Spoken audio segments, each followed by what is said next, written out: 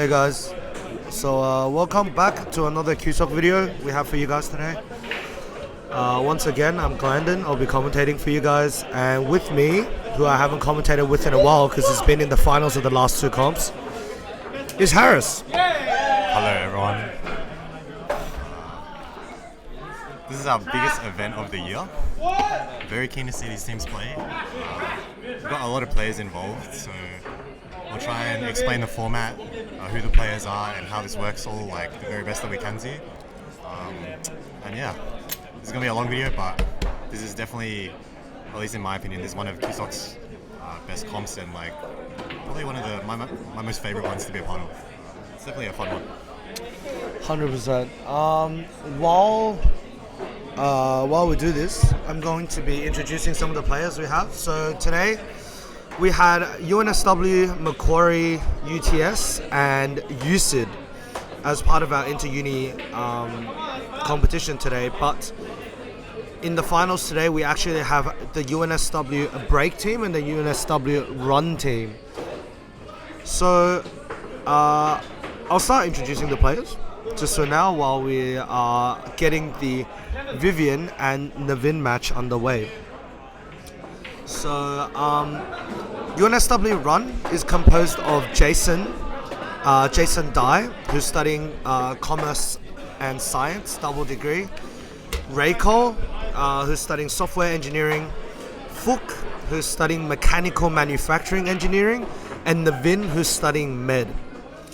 And in the UNSW Break team, we have Kenneth, who's studying Commerce.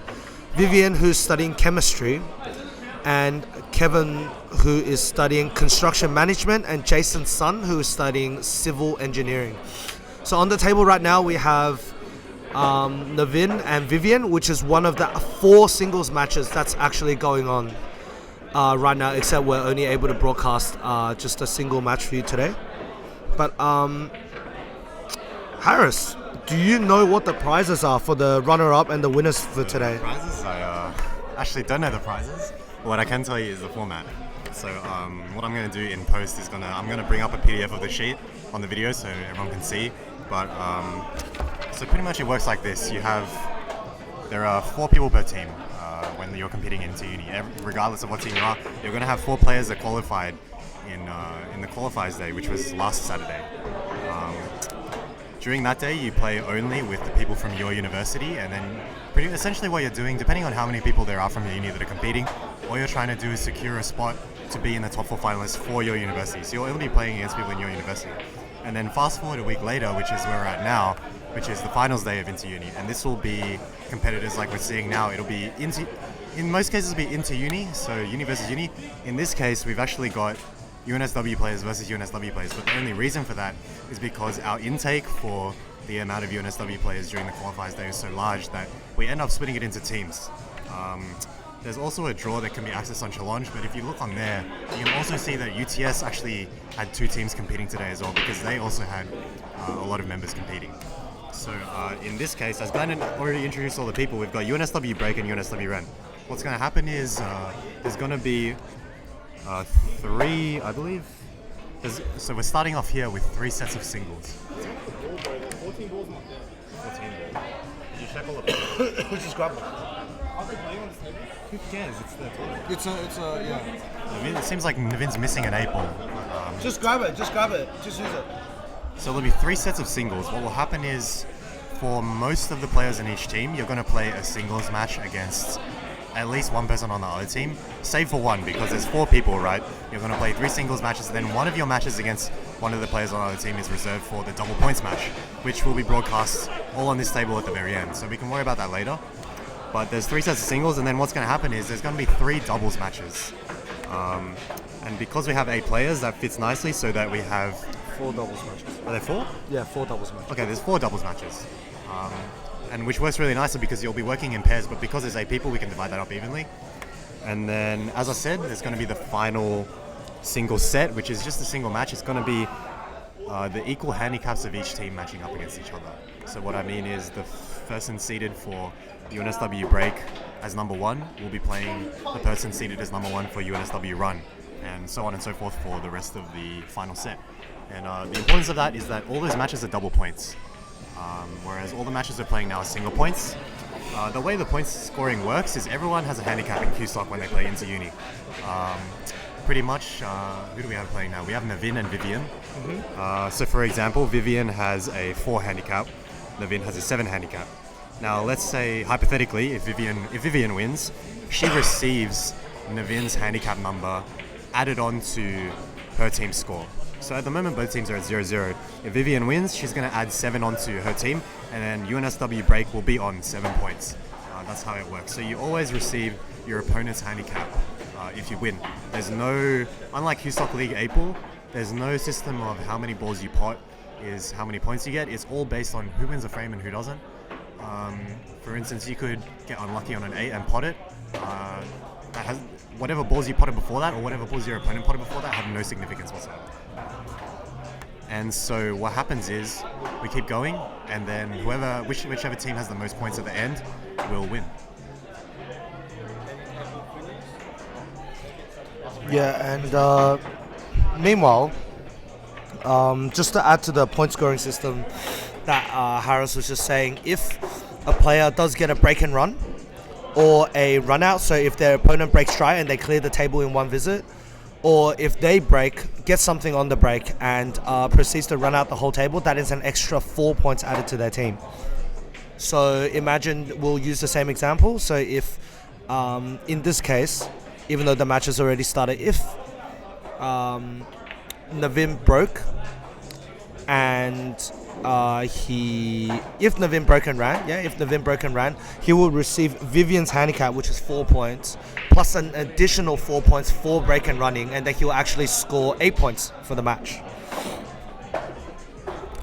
Yeah, so what I like about this matchup, if you saw from the score sheet before, we've actually got reasonably balanced handicaps. The teams aren't too deviated in terms of skill. So for instance, we have Vivien and Phuc on 4 and 6. Jason Sun's a 6, Navin's a 7, Kevin's an 8, Raycole's an 8, and Kenneth is a 12. So, and also Jason Dai is a 10. So in terms of the difference between the handicaps between teams, there's not that much, which is probably the best outcome for a final, because what happens is you get a lot of even matches. You can be unsure of who's going to win each set of matches, which is what you want because it makes the match interesting. And Alright, so meanwhile, as I was saying just then, we do have multiple matches going on right now. And as you guys can see on the scoreboard... Yeah, I'll be flipping real time, so you can just assume. As you guys will be able to see on the scoreboard very, very soon, Jason Dai and Kevin Wang just played a match, and Jason managed to come out on top. Now, Kevin's handicap is an 8, so Jason scores 8 points for his team. No break and run there, so we'll just keep it there. Meanwhile, let's focus on our TV table. So, Navin's taking solids here. Solids are looking pretty good. I think stripes are stripes are kind of blocked up by the 4 and the 6 down in the bottom right hand corner for you guys.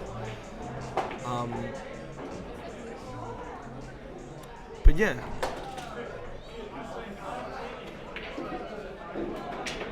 Good shot. Nice kiss. Yeah, I like what Navin has done there. He managed to free up the 1, but I think he's actually ended up tying up the 6 and the 4. So see what he can pull out right now. It's a pretty difficult situation to keep running, to be honest. I'm thinking he's going to draw from the 1 into the 6, but we'll see what he does here. In the meantime, Glanden, I know you competed today. I know I competed today. Tell me about your experience of the competition. What you had to go through in terms of matchups, in terms of That's how a you play really matches. good shot. That was a nice shot. That was 6 a now really goes, good shot. but is it blocked? Yeah, I think he got a bit unlucky there with the roll, and he got blocked by the 4 a little, but I'm sure he'll attempt a 4-6 combo right now. But anyway, sorry. Tell me about your day. Tell me how it went. Explain what you went through for people who might not be sure of how this works or something, from your perspective as a player in this tournament that competed today. Yeah, for me, this is a new experience as well. I've never competed in Inter-Uni before. But today has been very, very good for me. Even going back to last weekend, like what Harris was saying before, we had the, I guess I could say intra-uni qualifiers. Oh, nice combo there.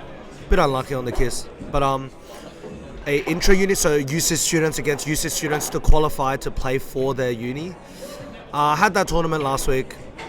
Managed to qualify, which I'm very happy about. And the atmosphere today for Inter-Uni has just been amazing. Like, honestly, we had a lot of great food as well. We had a lot of really, like CueSoc managed to provide pizzas, donuts, drinks, garlic bread. Today is actually Phuc's birthday as well. So we also managed to have some birthday cake for Phuc, which was great. Yeah, so even just the food and the drinks itself is already there, and plus great competitive environment. Really kind of gets your heart racing. So Did you explain that we lost? no, not yet. Oh, okay. You're getting to that. Yeah, so in terms of the actual competition, it's been kind of a little up and down. So me and Harris, we're part of the UCIT team, and we managed to get through the first round against Macquarie. Really, really close game, but we managed to get through.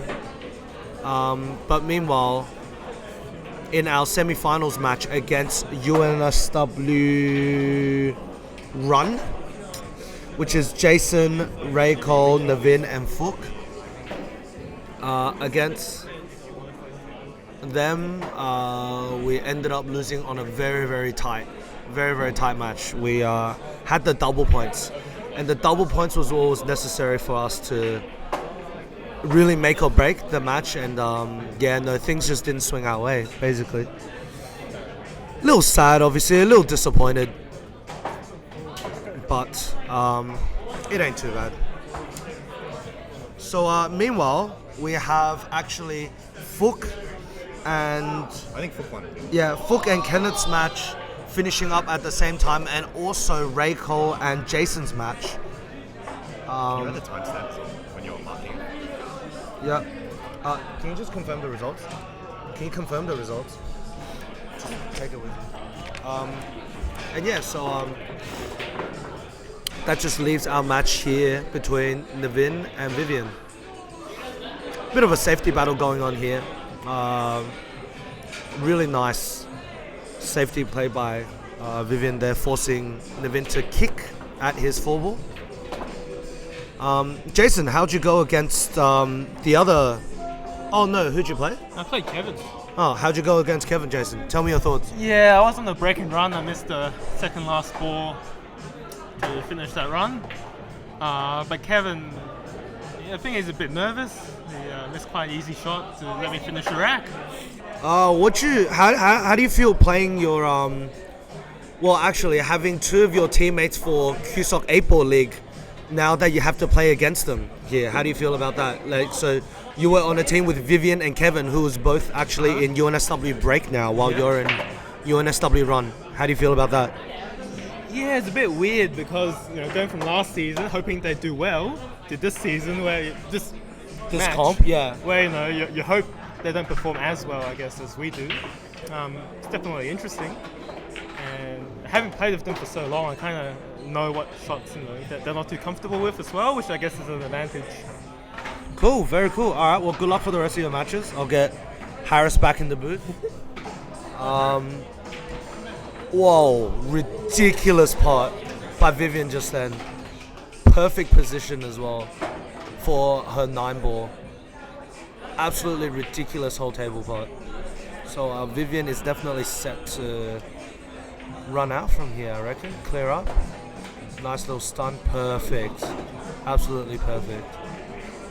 So looks like Vivien is set to close this match out.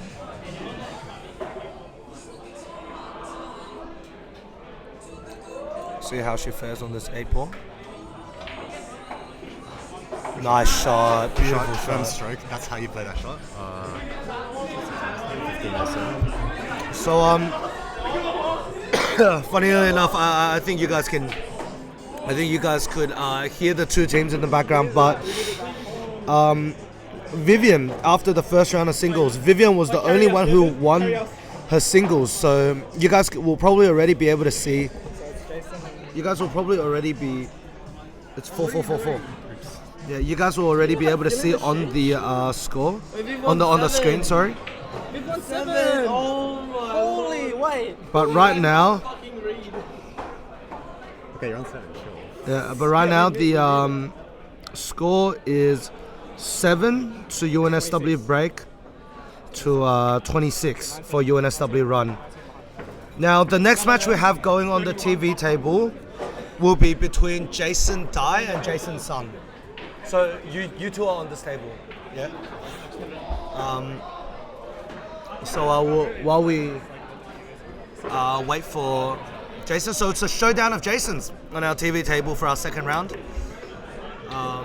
Jason Sun in black that you guys see right here, and Jason Dai in our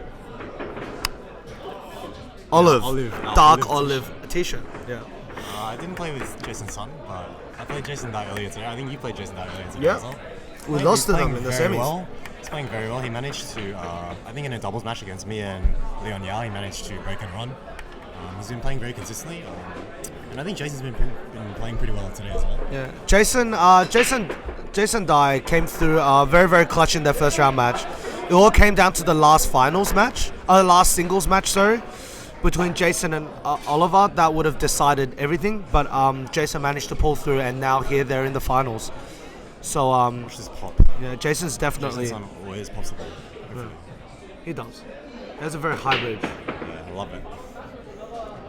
I think he normally bridges off the end rail here, and so he gets a bit of elevation, and he's very good at popping the ball on the break. Yeah, so great break here by Jason. Jason's son, I should What say. do you like here? No easy shot, I think. I would Take go the for ball. the yeah. I would I mean actually both is good, to be honest. Solids definitely do seem to be a little easier. Oh, yeah, Jason was a little elevated there, so didn't make queuing the easiest, so it's still open table. Jason Dai right now has the choice of both, but he's also opted to go for solids. Great opening shot here. Managed to set himself up quite well. And Jason Dai is, if you guys have watched any of the CueSoc 8-Ball League finals video, Jason is more than capable of clearing this right now, as he's kind of doing this right now, and it's great watching Jason play. I don't know about you, Harris, but it's great watching Jason play for me because his composure, his rhythm on the table is always very, very good.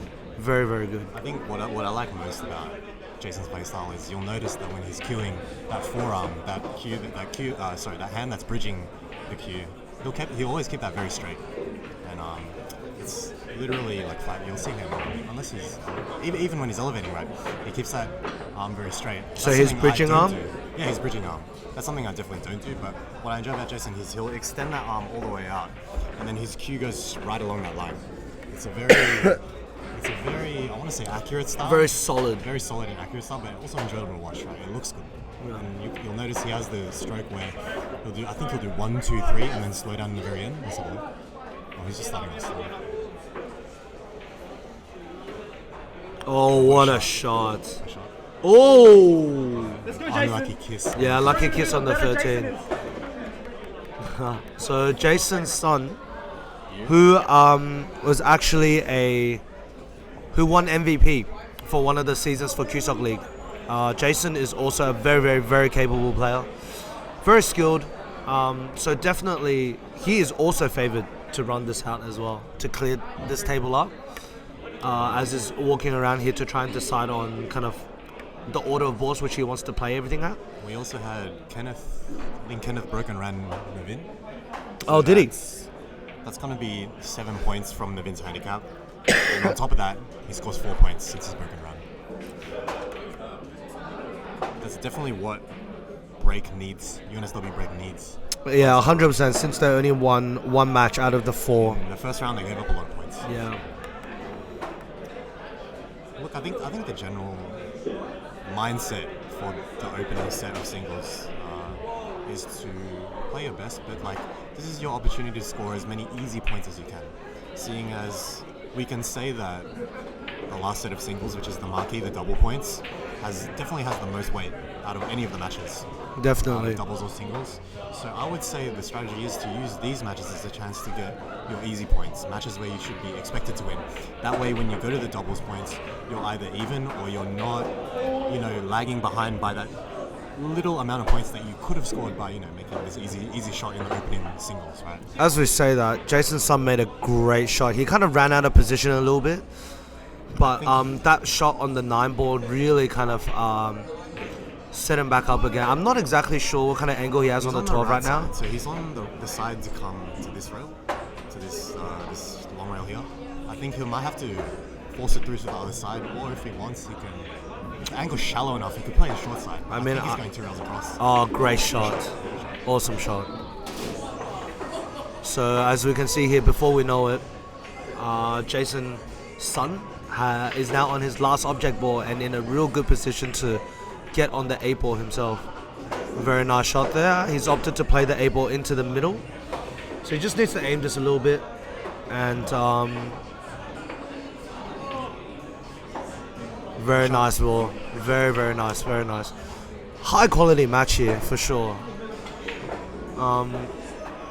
Yeah, no, that was a very, very high quality match there. 1 visit each.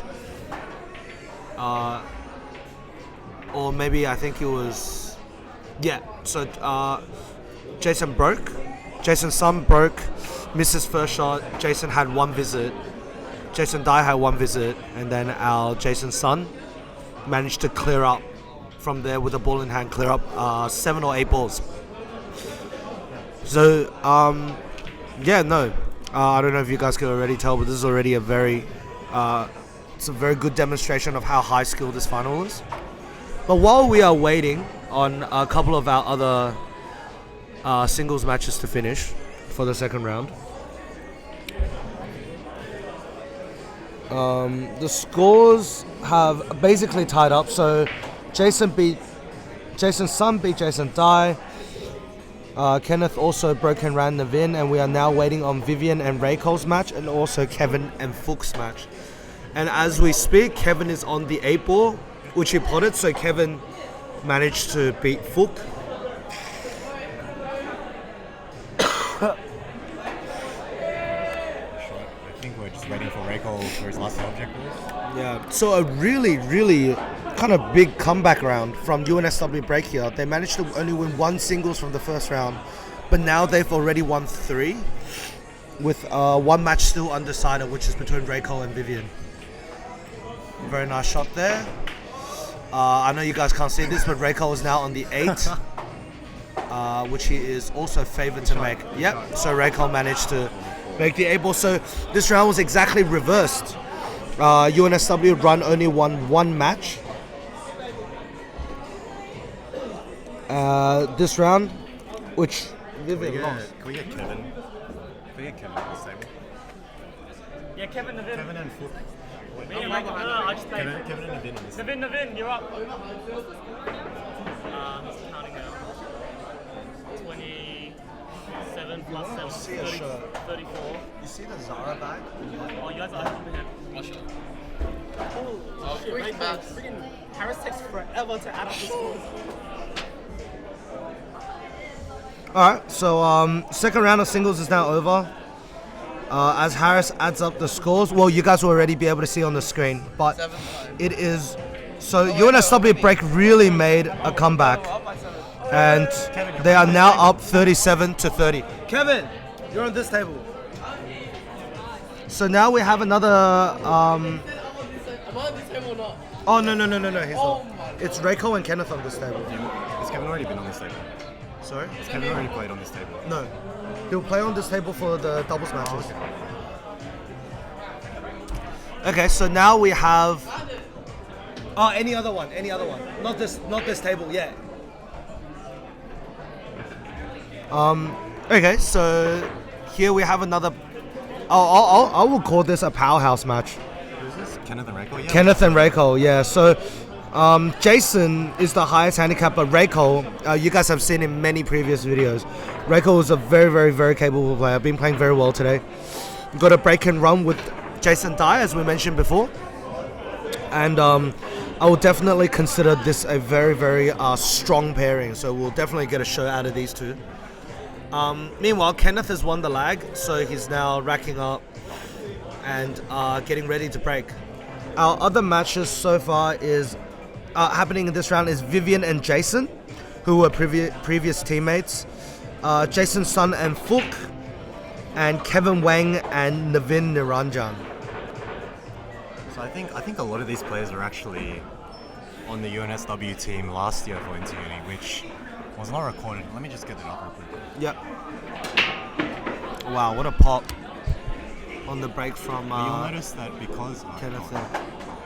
You'll notice that because UNSW has a lot of CueSoc players tend to be from UNSW, and you'll notice that a lot of the high-level players are also from UNSW. And so what's happened is in previous years of Inter-Uni, this competition's only been running for 3 years since 2016. You'll notice that a lot of the finalists and semi-finalists for the grand final for Inter-Uni have been UNSW, whether it's the break or the run team. I think there's always been two teams. But yeah, definitely a strong pool of players. I mean, yeah, 100%. For one, CueSoc, even though it's available for all unis to join, CueSoc is a UNSW society, right, by default, part of ARC. So definitely UNSW students. Yeah. Is this lagging too much? UNSW students are a big part of CueSoc. So last year, I think, who won it last year? Last year was Kenneth, Navin. I'll get you to pull it up. But I know the year before that, it was actually WSU on Inter-Uni in 2016? 2017, WSU won. I think in 2016 was when the competition format was only singles, but UTS managed to win that year. So definitely, like, we say that most players are from UNSW, but that definitely does not mean that The strongest player, yeah, 100%. Definitely, we had Gordon Phu, who was on the winning WSU team. He's a very strong player. Very, very strong. I remember when I just entered CueSoc League, Gordon, it was my first time playing Gordon. I knew he was a very, very strong player, but I never ended up actually having any sort of a chance at all with him because he actually broke and ran me in CueSoc League. So, yeah, definitely does not mean that the highest skill is in UNSW, although this year's Inter-Uni competition definitely showed that. But, you know, I think that's part of the reason why UNSW has been, Inter-Uni has been such a big and really, you know, nice competition to play in. Yeah, it's the rivalry, right? 100%. The friendly rivalry between unis is definitely, it adds a lot to the competitive atmosphere. Wow, what a shot from Raycole. What a shot from Raycole. He really managed to calculate the kisses on the other balls, which is very, very difficult to try and predict how the cue ball bumps off other balls. But he managed to land this one really, really nicely on the 6 ball here. Good shot. And He should be fine in this pocket. I think Pink's not even blocking it at all. yeah, I mean, I don't want to jinx it, but I think if Raycole pots this is a run out. What a shot! So Raycole managed to run Kenneth out, which is a very big point swing to UNSW Break's favor because Kenneth's handicap is actually 12. And with the run out, Raycole scores an additional 4 points. So Raycole actually scores 16 points for his team. So that is a huge win for UNSW Break. Meanwhile, Jason's son has results. Jason. Oh, okay, never mind. He just came to check the score. So, I mean, nothing you can do in this instance, I feel, Harris. Kenneth had a really, really solid hit on the rack in this on his break, but a board didn't manage to go in. And before we know it, you know, Kenneth lost the match without having any real control over the situation. And that's how Paul is sometimes. I have the CueSoc Hall of Fame here. In 2016 is when the first iteration of Inter-Uni was, but at that time, since the society was not as big in the Inter-Uni sort of atmosphere, we only had single competitors for that competition. So in that year it was UTS, but it was Wang Tan representing UTS as a single competitor, and he won it that year. As I said before, in 2017 we had WSU. It was Gordon, Min, Yusuf, and was it G? Yeah. That's it, G. And then actually last year, which was 2018, we had Kenneth, Raycole, Navin, and Yuan, who's Yep. not here today. But as you can see, 3 of the competitors that were on the UNSW team that won last year are not on the same team this year, today. but Yeah. they're competing in the final today. So it goes to show you that. Yeah. It doesn't go to show you. Yeah, and It's a high-level competition. Of course. And Raycole and Navin are still in the same team this year, while Kenneth is in our UNSW Break team, and Will, unfortunately, has not qualified for this year. So, yeah, that's kind of the sitch we have at the moment. So how do you want to do doubles? I reckon just 2 tables for doubles. Yeah, and doubles is, this is the TV table. These are the 2 TV matches that I have at the top. Okay. So what we're going to do for you guys is there's 4 doubles matches. So we're only going to broadcast 2 of them. Is that Yep. right? Yeah. So we'll try and get everyone on the table.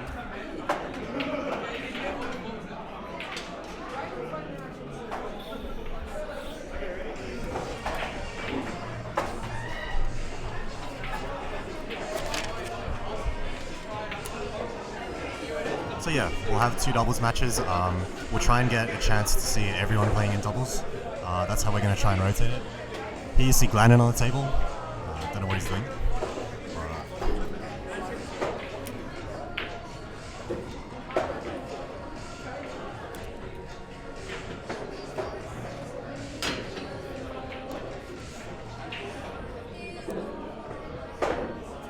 So I think we had Vivien just lose against Jason Dai. Vivien lost to Jason Dai, so Jason gets 4 points. In terms of totals, we're looking at 37-30 right now. So we're still maintaining that even spread between the teams.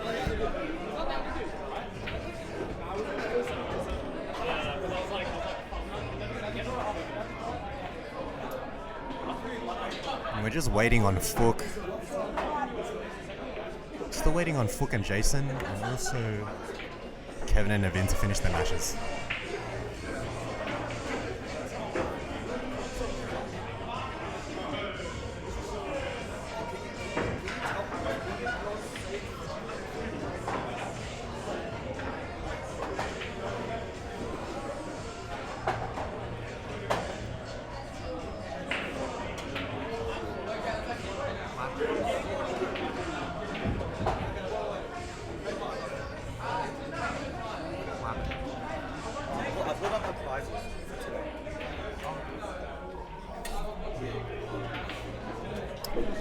Alright, well, I apologize in advance, guys, for just kind of nothing happening on the TV match. We're just waiting on the other singles matches to finish. Vivien and Jason, they've already finished their match. And while we are waiting on Jason's son and Phuc, and also Kevin Wang and Navin. There's some juicy prizes I have. Yeah, no, I'm going to tell you guys about the prizes for today. So first place today, the whole team gets, so they can split it within themselves, but they get 2 Fury jump/brake cues, so jump brake cue hybrid, 1 pair of Bluetooth earphones, 1 pair of UE Boom Bluetooth speakers, 4 CueSoc hoodies, for $48 total worth of City Heroes vouchers, and also an inscription on the Inter-University competition plaque. So we don't have any sort of these prizes at all for any of our other competitions. So really, really great prizes here. Second place teams get 4 $30 Westfield gift cards, 4 chalk holders, and also blue diamond chalk with the chalk holders, 4 magic racks, 4 CueSoc mugs, and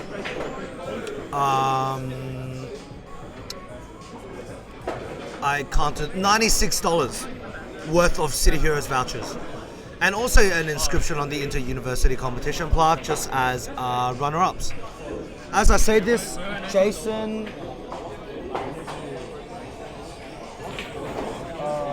Jason's son beat Phuc, and Navin beat Kenneph Huang. So Jason's son just won.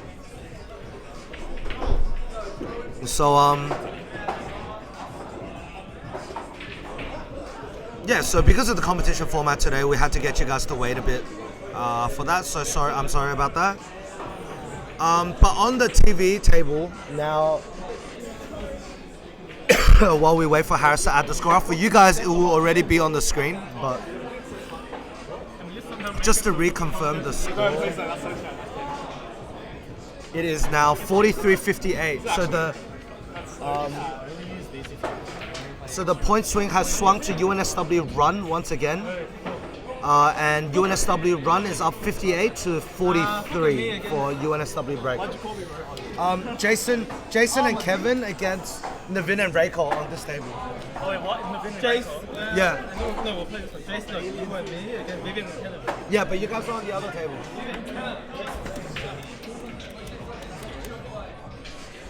Okay, you guys are on that table. Well, we're on this. Glanden, Focus. Yeah, you're on this table. You and Kevin against Navin and Raycole. Alright, sweet.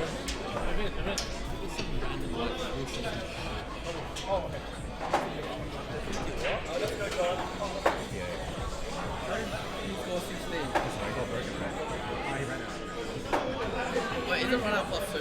Nah, it's also. Alright, so we have the lag here. Right now we have a doubles match for you, which is Jason's son and Kevin Wang against Navin and Raycole. So, by the way, we forgot to mention, but how the scoring system works for doubles is that the scored, so the handicaps are actually halved, if that makes sense.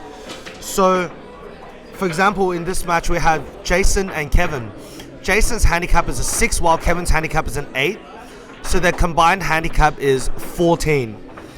But their team, so this Scotch doubles pairing, their total handicap is actually 7. So it's half of their singles handicaps. So if Navin and Raycole beat Jason and Kevin here, Navin and Raycole actually only score 7 points. So that's kind of how it's going down. Again, Jason will have a little go at the rack here. We'll probably get a really, really nice pop on the rack as well. Oh, no, he decided to break soft. Yeah, decided to break soft on that, but was a little unfortunate there and ended up scratching. So now we have Navin and Raycole on the table, which is on a rack that is not easy by any means. So we'll see how they handle it. I think I like solids here. I think he wants the 6, he maybe wants a shot on the 5 after. I'm not sure if the 2 goes, but definitely I'd be looking at getting a wide angle on the 1 there, on the left side of the table, trying to either break out that 4 or that 8, because at the moment, the 8 doesn't have a clear pocket, not even in the middle, I don't believe. Okay, so he's played for the 7 or the 3. This is good. Has an opportunity to knock out the 8 or the 4.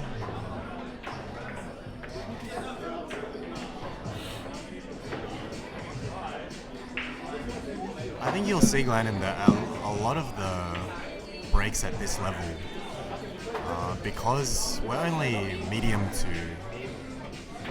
average high-level players, you'll see a lot of the breaks, you'll end up with a lot of clusters at the top of the table where the rack is. So a lot of the gameplay at this level is going to be making that opening shot like these guys just did, but also trying to break out the clusters, like where the 8-ball is, where the 4-ball is, and you'll notice this comes up in a lot of games. See how Raycole wants to deal with this.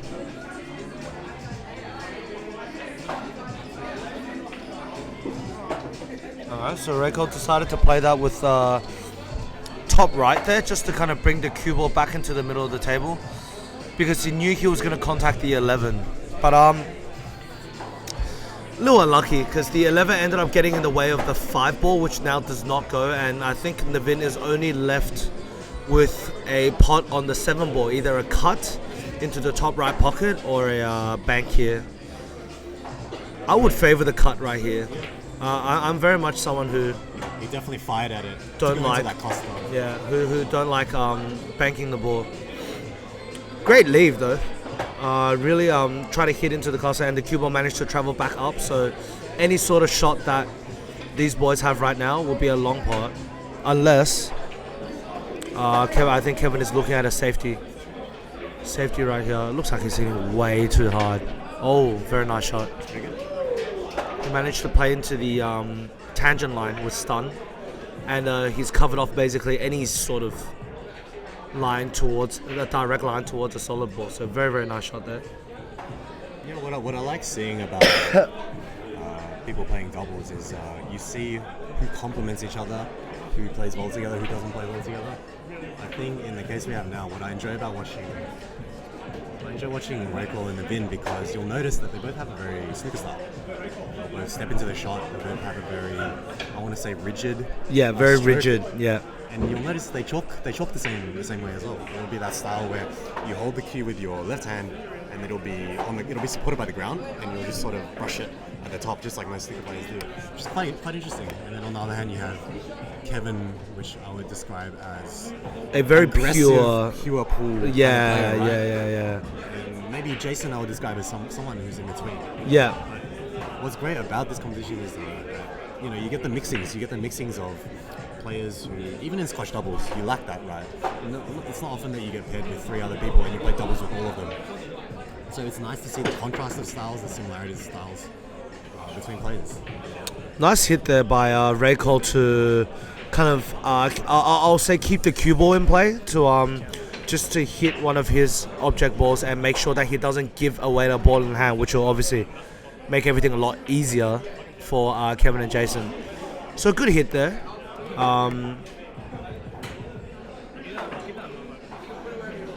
Good shot. Very nice shot.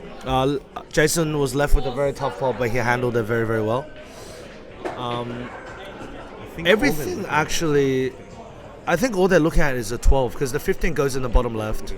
Yeah, but the 12 definitely doesn't pass the 8, so they have to try and think of a way to get that 12, maybe either into the middle or into the middle or the top corner pockets, because the 12 definitely doesn't go down. I think, you know what I like doing here? I like taking the 11, that's on the bottom right. 100%, yeah. Taking the 15 and maybe leaving the pink ball either That's into a nice the shot. top corner here, or into the middle, or into this bottom corner. And that way, even if you miss this pink ball, you have the 9 or the 14 as a backup ball. Yeah. Shot. I think That's great. That's great. That's a great shot. He's just to be able to see enough to take Of the 12? 12 into the corner. I think he's got it. He's probably just barely a tip of a ball if he's blocked, but I don't think he is. I think he'll be okay. I think he's just debating about the angle, because if he takes his 14 into the corner, he might be snookered on the 9, seeing as the angle comes slightly towards his side. Look, another option is to take the 9 first. You could also do that. Yeah, definitely. But they seem to like the 14 ball, so yeah. Kenneth and Vivien. Yeah. So we've got 8 points. So we're down by 7. Oh, unlucky there by Jason to miss that. I think he was trying to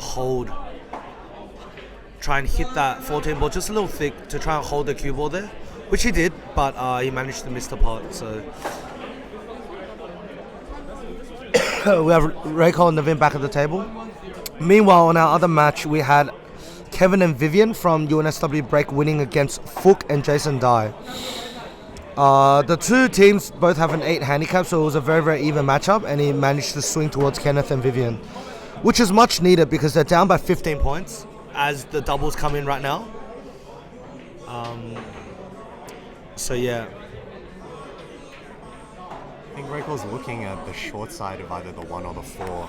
I'm not sure if he likes coming to the left side. Where, kind of see where Navin is pointing down behind the 8 ball. I'm not sure if he likes trying to come around for the 1 there, because he might bump the 8 into an awkward position. He might get snookered behind the 12 or something. Yeah, like you that. definitely don't want to touch the 8 in this situation. I think a lot of contacts on that 8 might send it towards that side rail where the 9 is, and it won't be potable, which is I think what they're scared of. So This is- Raycole managed to run into the cluster, but It's quite unlucky because I don't think he can see the 5. That was exactly what they were scared of when trying to play for that 1 ball, if they tried to do that. I think Raycole might have run a bit short. I'm not sure. They're playing But safe here. yeah, they're definitely opting for a safety. Yes, try to hide it in behind. That's good. Good shot. Even if he wants to take the 9, he's queuing over the ball. That's what I think. Yeah, 100%. And they definitely don't have a direct pot right now. So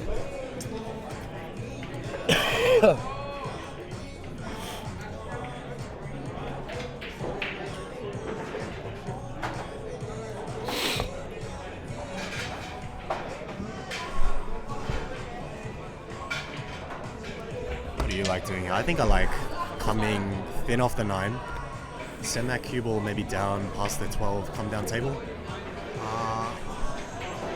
I would, I think that's what I'd do. I would try to just clip the 9 and get the cue ball behind the 8. Oh, yeah, because the going 8 ball up. can be the 8 ball is very, very big. Yeah. If you hit the 9 on the as the orientation of the screen, if you hit the 9 relatively full ball, but on the top side of the 9, which is also the right side, if you're looking at from the cue ball towards the 9. You should be able to get the cue ball very, very close to the 8 ball. And if you can get the cue ball very close to the 8 ball, it'll be very, very difficult for Raycole. And Actually missed. he's actually that was missed. the I think that was what he was trying to do. That was the hamper queuing. Yeah, it was. I think that was what Kevin was trying to do as well. But yeah, Still not a insured rack. You can see the 4 and the 1 have been tied up. I'm not sure if I think the 14 is actually blocking the pocket for the 1. And the 4 is not going to go anywhere either. So this is... Maybe they're trying to play this together. If I'm in this situation, I think I would just try and break it out with a 5. 100%. But the thing is, if you break it out with the 5, you'll be hitting underneath the 1 and the 4. And most likely the 1 could travel towards the 8, and the 4 could travel towards the 9, which is towards the left rail, which is not good. Yeah, because if the 4 goes, if any object, any solid ball goes anywhere towards the left long rail, it'll be very, very hard to putt. I actually quite like Navin's idea of stunning the 1, sticking the cue ball to the 4 ball, and also freeing up the 1 at the same time. I think that's what they're going to do here. This is all about getting that perfect stun. You would rather draw this than leave that little bit of topspin on it, because you don't want that ball to leak out, and you don't want the 4 to leak out either, because then you've got an easy shot on the 14. Yeah, you definitely want to only free up the 1 ball and really make sure you tie the cue ball up. Oh, it went. What a shot. Okay, my bad. That's Our alright. angle is very deceptive, but that was a nice shot. That was a very, very nice shot. And it was high pressure as well, because when you have the 14 block in the pocket like that, and you only have that much of the 1 ball to cue over, it's that can be quite a high pressure shot. So well done to Raycole for getting in the gap between the 14. There's a couple of ways you can play this. You can maybe play top, kiss the 5 to either side, or you can try and draw it. I hate drawing the shot because often you can scratch straight off this if you try and play for the short side. So I like bumping the 5 because as long as you don't hit it full, if you hit it on the left side, you're going to be on the short side. If you play it with a light enough speed, hit it with a light enough speed on the right side, you'll still knock it you're still knock the cue ball towards the other side of the 5 and you'll have it in the same pocket as the 8. So I don't mind bumping into it. I personally like dragging the shot. I would definitely, I personally would play the exact same shot that Navin played. Bump, or would you play the short side? I would have played, I personally like drawing. But a bit unfortunate there. It wasn't exactly the easiest position, so that was by no means an easy shot. I would have bumped the 5. Come on the other side. Nice shot on the 14 there. Raycole. And look, this should be easy. Even if Kevin pots his ball and he doesn't have position, the 4 and the 5 are laid in such a way that it's easy to play safe if you miss this. Yeah, good shot. Oh, what a Has it to shot. the middle and can play an easy 2-way. I think I back Kevin and Jason to get out. Yeah, no, I would definitely back Jason to pot this, and just from being on the bottom side of the 12 here, he'll naturally be able to leave not a very difficult shot for Kevin to pot the 8 on. Great shot there. Kevin is heavily favored to make this, I would say. I think Kevin will pump this in like he pumped the 9 ball in. As I said before, I would describe his aggressive style of pool as characteristic of doing exactly this, slamming the ball in with authority. Good shot. Nice firm stroke.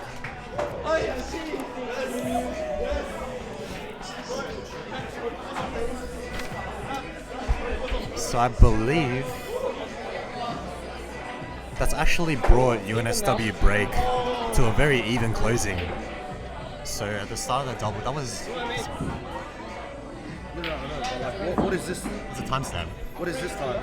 Oh, right, okay. Wait, don't talk. Wait. So before the doubles began, we were at 43 to UNSW Break and 58 to UNSW Run. Yeah, so we'll give you a total of the doubles scoring after all the doubles are over. Yeah. But now on the TV table, we have Kevin and Kenneth against Raycole and Jason. Are we up or down? You guys are... I think we're up at 1. Yeah, like it's pretty even.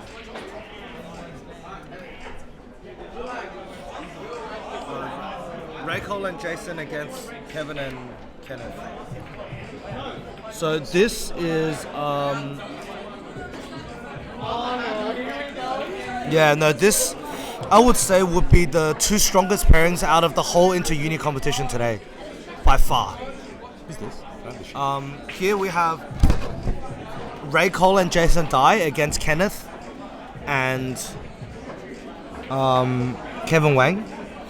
I mean, other than I would say these two are very strong. Kenneth and Kevin have a combined total of 20 handicap, and Jason and Raycole have a combined total of 18. So on paper, these 2 pairings are literally the top 1 and 2 pairings in our whole Inter-Uni comp. Close that table. Yes.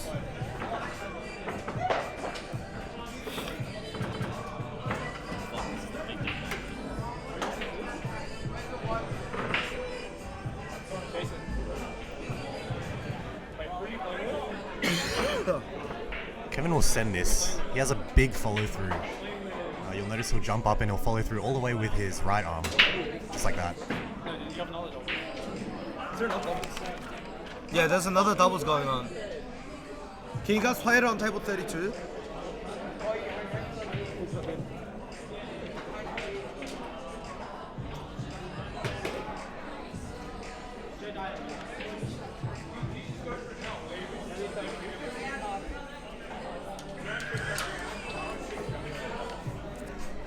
So I think it's a try break from Kevin.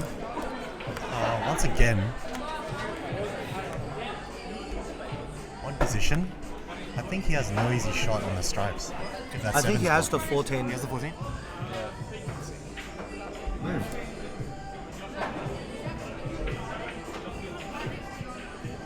Oh, he does. I think he has a red ball if he wants something like that. I'll definitely be taking stripes here. The only problem I see is you want to be on if you're looking at it from the TV angle, you want to be on the left side of that 15. Or maybe he'll take it now, but what I'm afraid of is he's going to kiss the 8. He could kiss it into an unfavorable position. I mean, if I were them, I would 100% leave the 15 as the last ball into the 8. That's what I'm doing, right? Yeah, And I don't want to I would not shoot the 15 ball I at would all. not want this angle because you don't know what that 8 ball is doing when you That's have right, the same yeah. ball. And yeah, they're taking the red ball.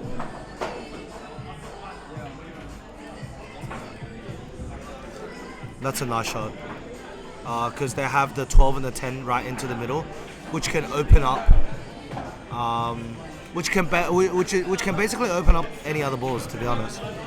So they are So if they shoot either the 12 or the 10, you can go 13, back around for one of the balls in the middle again, and go 9, 15, 8. That's what I would do.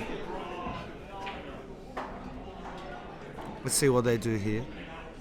But that's kind of the pattern that I would play, because I would want to try and free up the 9 ball as soon as possible, because the 9 ball only goes in one pocket.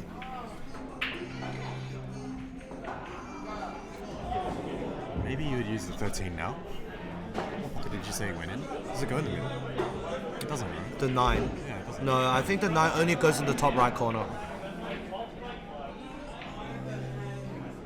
Maybe he's looking at that now. He's looking to draw from the 10 to the middle of the table. That way, even if he misses the position on the 9, he's going to have the 15 ball or the 13 ball for insurance. He'll definitely have the 13 for insurance.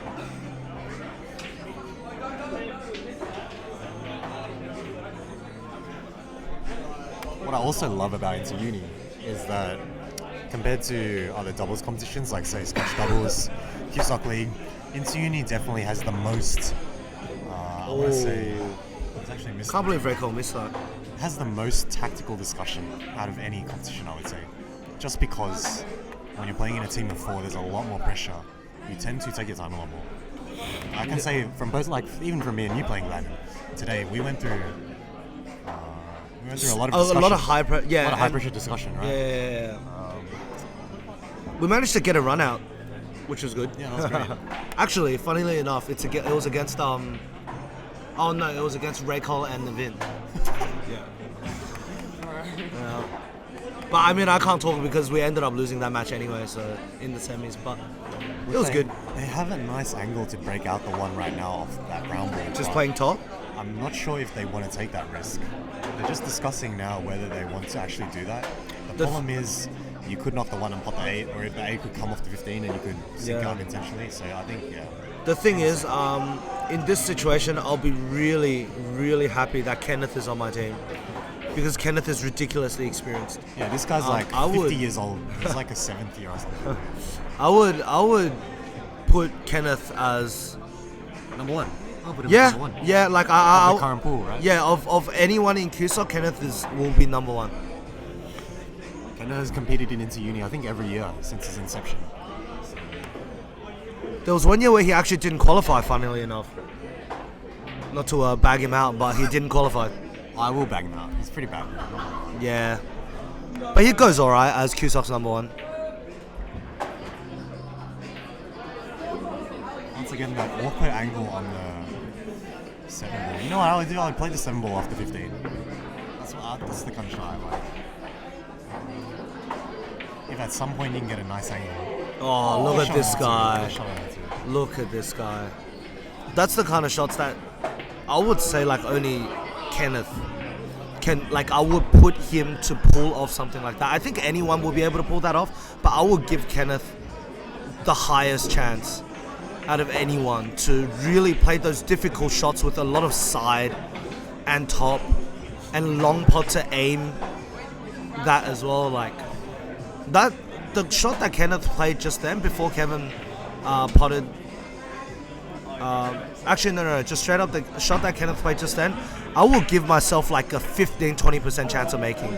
But for Kenneth, I will put him above 50. I'll give him like a 60-70% chance of making that. But as I say that, actually, Kenneth managed to miss a pot that was a lot easier than the shot I was described. What do you reckon the reason for that is, Harris? I think that was just pressure. Kenneth will make that 9 times out of 10. Yeah, I when, feel when like everyone's watching you, and when you're playing on this kind of in this environment, you can't blame him. He's gonna miss some of the time. I also think it's because he was trying to play to a very, very specific point on the table, so there's a good breakout angle for Kevin to go from the 7 to break out the 1. Do you know what I mean? I cannot remember the shot. That's alright. It was just Kenneth had to have a very specific angle on the 7 board to break out the 1. That's what I was trying to point out. So you mean he wanted to be on this left side or the right side? Yeah, it's slightly on the bottom side of the 7. Yeah, and I think Kenneth was trying to play a very, very specific position, which led to the miss. I think definitely with the 15 ball, you need to be middle of table. If you want to go in it from this angle, from middle of table, you need to draw it so that you can just kick the 1 out down table, pot the 15 at the same time, and leave the 8 open.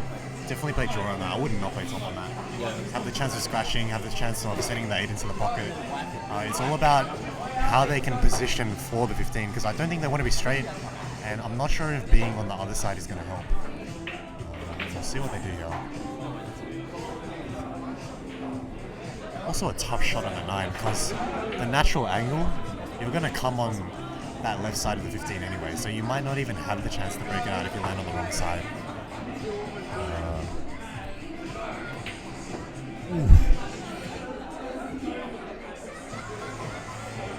Well, like I said, he definitely tried to get on the right side so that he could draw it into where the 8 and the 1 is, but did not succeed.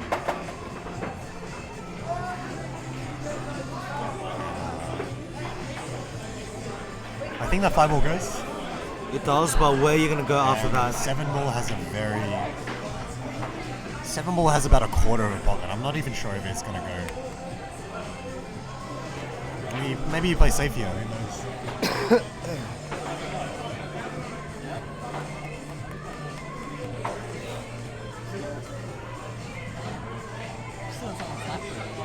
Are they discussing a potential safety? I think they want to send the 7 into the 15 softly, just like this, leave it behind the 1. Yeah, just like that. But what they did not want to do was leave that 15 over the pocket. I think they wanted to pot that at least. Because now is it Jason shot? Yeah, Jason has a potential kick. And he has a good chance of potting that 15 ball as well. And even when you pot the 15 ball, you have a chance of breaking out that 8 at the same time. It's Raycole shot. Okay. Let's see what he does here. Maybe he draws into the 15? No, he's banking the 9. Banking the 9? Because there's a big pocket since the 15 set. Oh!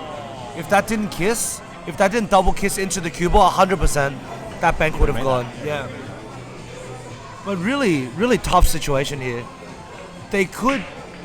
I think Kenneth would want to pop the 5 here and leave any sort of angle on the 7, because as long as they're on the right side of the table, from the camera view that you guys see, they'll be able to run into the 8 and the 1 ball. So I think Kevin's just gonna send This it. is pace. He needs to send this, otherwise. Or he could just miss the pot. Yeah, he had to send that because otherwise the 8 was just gonna be blocked by the 9, as the 9 was just gonna stay in the pocket, or at least one of the strap balls is gonna stay around that pocket. As we were saying just then, Kevin does generally have a very, very aggressive style. He plays very, very fast, very attacking, but that often comes to bite him in the backside, I guess. That's the best way to put it. Yeah, just a little off straight. Draw Yeah, back because in the top left. yeah, but 100% Kevin played that shot way too quickly. Way too quickly.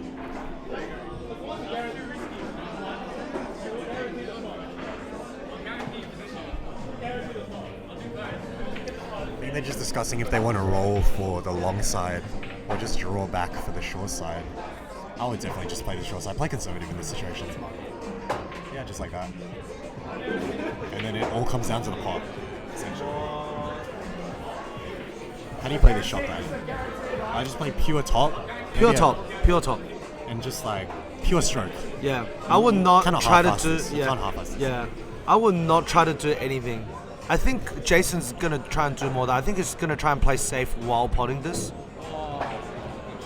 Some sort of safety, but That's the problem. I think it was I think it's very hard to leave the cue ball anywhere and put a save in this situation. To be honest, that's a nice shot there.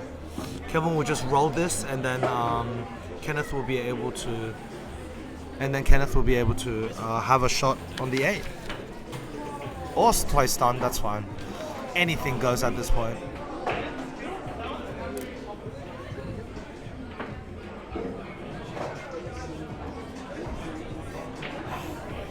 So Kevin and Kenneth coming out on top there, scoring 9 points for their team. Meanwhile, Jason and Vivien are actually still going. So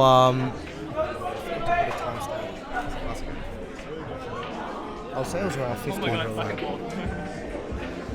Like I'll say like 1, yeah. This is when it finished.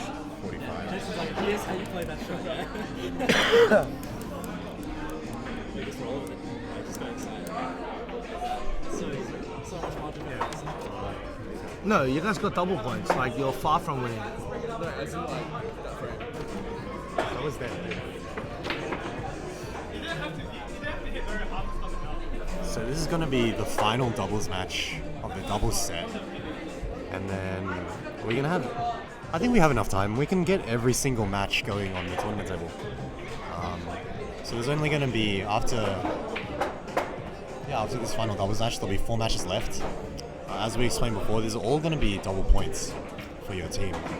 So the most weighting, the most pressure as well. Yeah. Because everyone's going to be on the TV table. And you also have the chance to make the biggest difference in terms of score lead or score gap. That's right. Like double points is something that you can really, unless you play ridiculously bad during the normal rounds. Honestly, most teams matches are always decided in double points. The one that actually matters.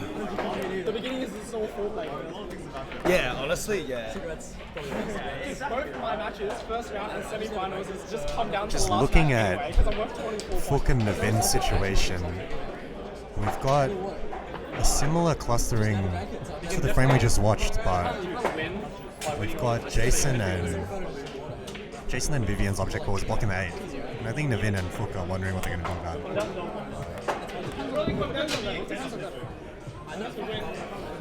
Looks like it's going to be a long frame. But yeah, did you talk about these bad boys, Glanden? Did you talk about these bad boys? Yeah, no, I said what prizes we were gonna have. So I'm holding the... What brand is this? Is it a Bose? It's UE Boom. So UE Boom, it's the black Ultimate circular ears, one. man. It's the circular one you can hold in your hand that has the fat. You plus can and show the minus camera. ones. You only can see from here? You can't read the packaging from here, but this is fat. What is this? This is valued at like, what, 200? I have no idea, but I just know it's really good. Yeah, it's expensive. Man, I wish I had money to afford this stuff. Yeah, 100%.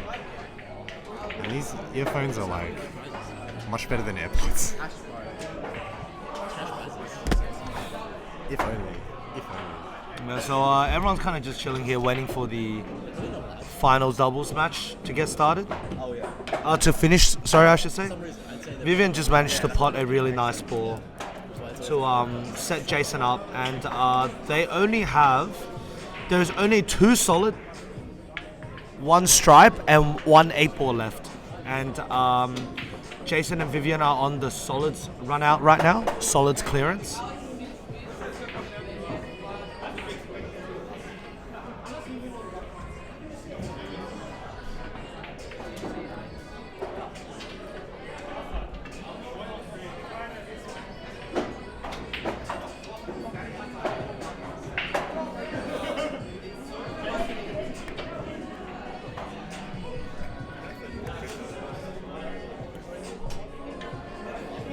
We actually cannot see anything from this angle since all the spectators are blocking.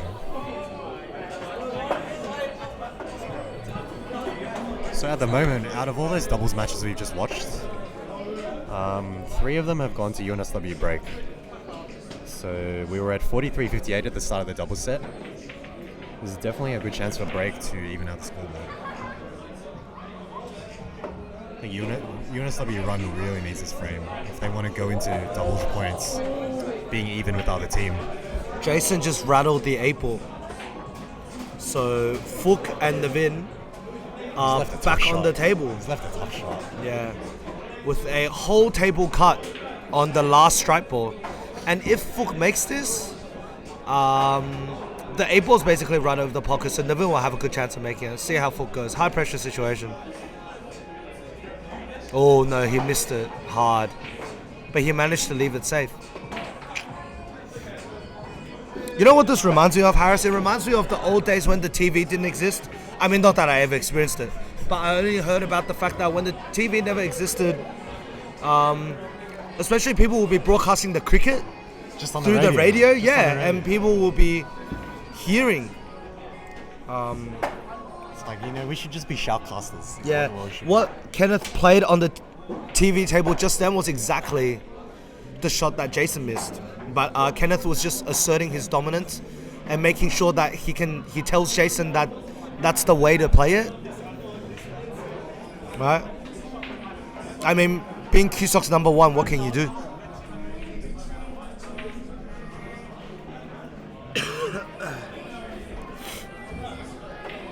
So Harris has just gone off to it.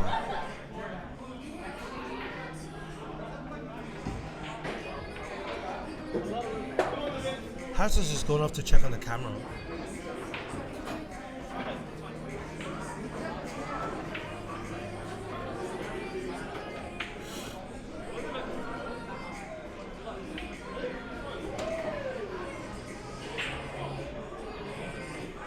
I'll be right back with you guys. Sorry for the wait. We will try to keep you as entertained as possible when we come back.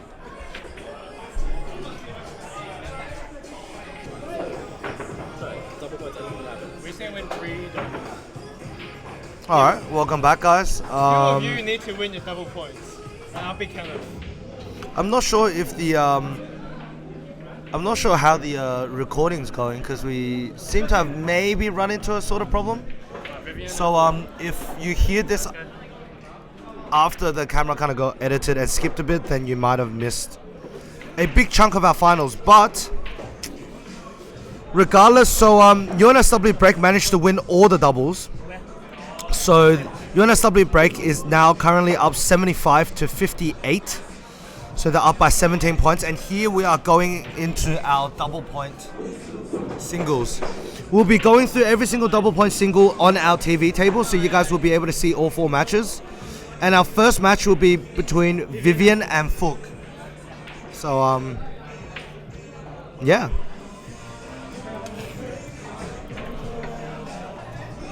So this is definitely where you'll see a lot of the high pressure situations come into play. There's going to be a lot of key balls where, because Adding error. of the fact you're on double points, Adding error. 17 plus 6 is not 26. Holy shit, you're retarded, bro. You're actually retarded. Alright guys, well it seems like we've got a calculation mistake. We win all 3 double points. So on the screen during this whole time while we were speaking about the score, we are probably talking about the wrong score, so we're sorry about that. Make sure you go according to the score that is on the screen. We know we did the exact same thing with CueSoc League as well. will be fine on the recording anyway, because it will be the correct score on the recording. Yeah, I know, but I'm just saying before we were saying, oh yeah, it's 43 to 58 or whatever, but that's wrong, right? That's 34. So it's just minus 3 points. Yeah, well, let me check the rest. 34. 34? 40? And then 40 all the way down. 47,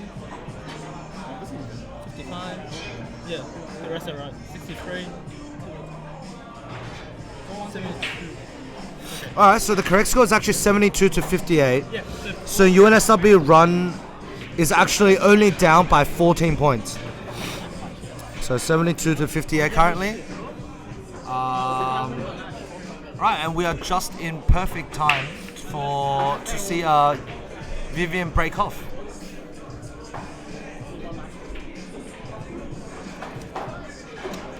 Give me a sec. Navin! We're only using one table.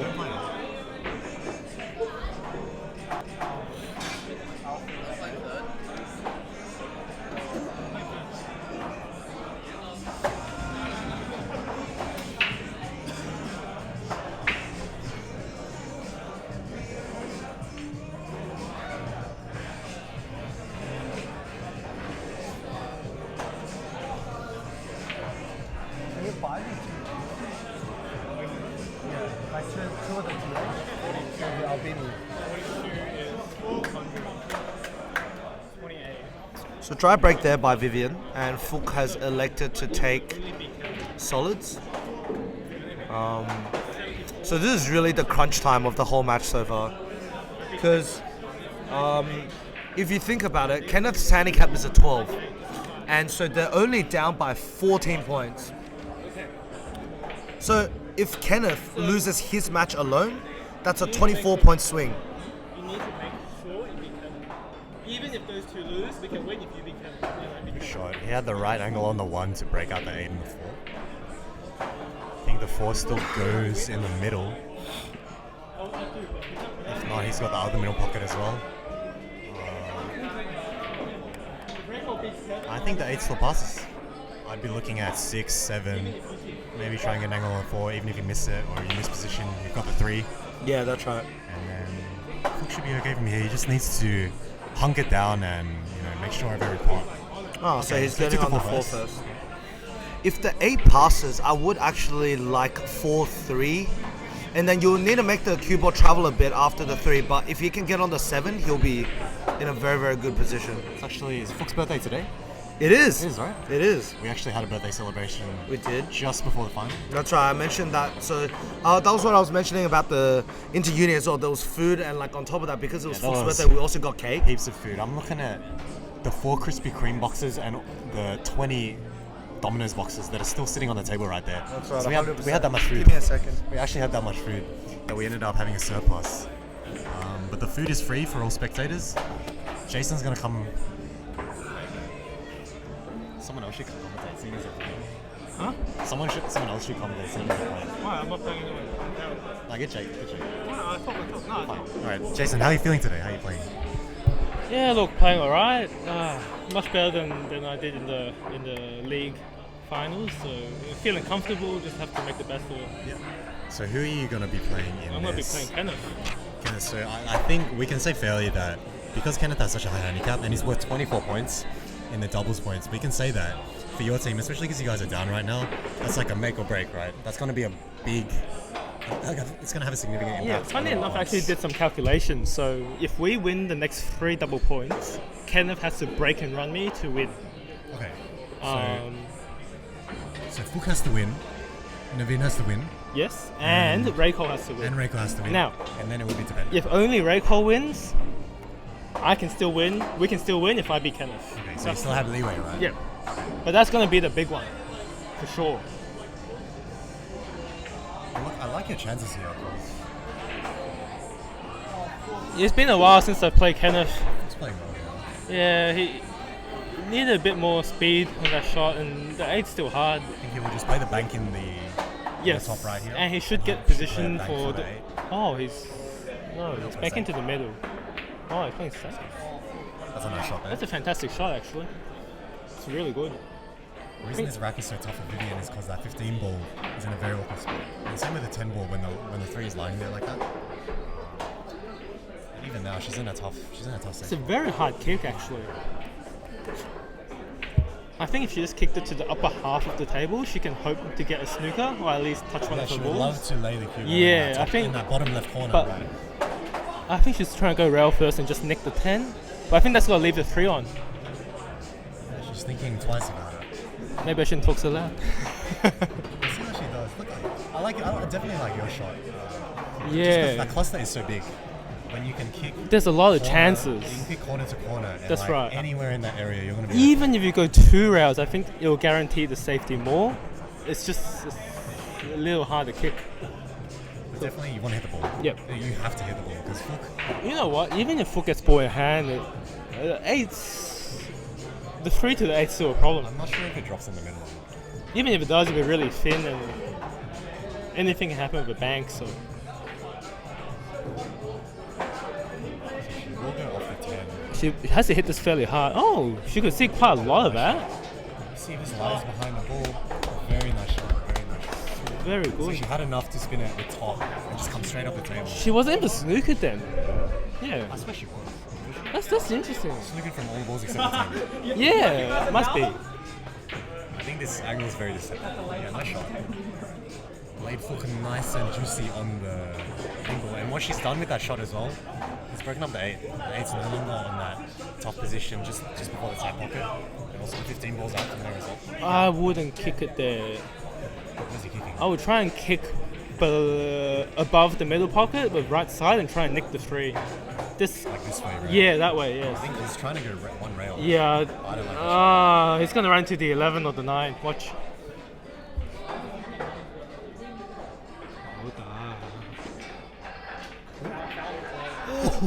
That's a triple. He's If triple that was 9 ball, I think he lost already. So what Phuc has done there, he's tried to kick one rail.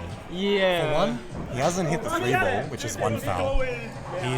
What ball did he hit with the rest? The 8 ball? He hit the 14 ball with the 14 ball with rest, the and he hit rest. the 12 ball with And his on top cue. of that, he hit another ball with his cue. So But you know what? That kick wasn't too bad. Like if he just nicked the draw. If he didn't nick the draw, he would I have was hit the gonna 3. say he was looking good to pot that actually. Off the rail. Down, Yeah. exactly. All right. Vivien puts really well under pressure, so we'll see what the go is. You? Jason's going to drop out now. We'll be seeing him playing his match definitely in a few minutes, 10 minutes or so. I believe his match is next. Let me just have a look. No, actually, Jason's going to be playing Kenneth, so I'm going to wait a while until Jason comes back on. We've got Glanden. Glanden has returned with some pizza. The surplus pizza that I was talking about before. That's right, I was ridiculously hungry. And as soon as Harris mentioned that there were boxes and boxes of pizza, I immediately went to get some. Yeah, like I said, if it's ever Inter-Uni and you're just in the city or at City Heroes, drop by, get some free food, spectate. It adds a lot to the atmosphere. Every single spectator that comes, it adds a lot. And yeah, we have too much food. Two-way. She's played the two-way. Phuc's actually, he's been put in the exact same spot that he had when he played the safety on the 3 before. So I wouldn't be surprised if he's going to play the same shot. If he's just going to roll just past that 3 and leave Vivien on the rail. And ideally he would like to be snookered behind the 3. But I'm guessing that's what he's going to play here, unless he's going for the bank. Exact same shot, same angle. But his leak's out this time. I think he hit it with a little bit too much base. Because the distance is so big.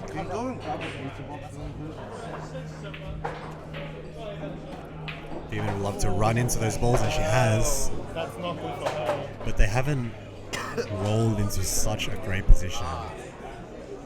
11's lying very awkwardly. Doesn't pot anywhere. Another boy hand, I think, is fine.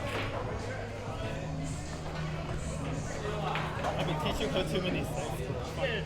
No, she's been playing really well recently. Not this year. We've actually got Leon here with us. Leon played for UCID with Glanden and I. We'll get a few words from him.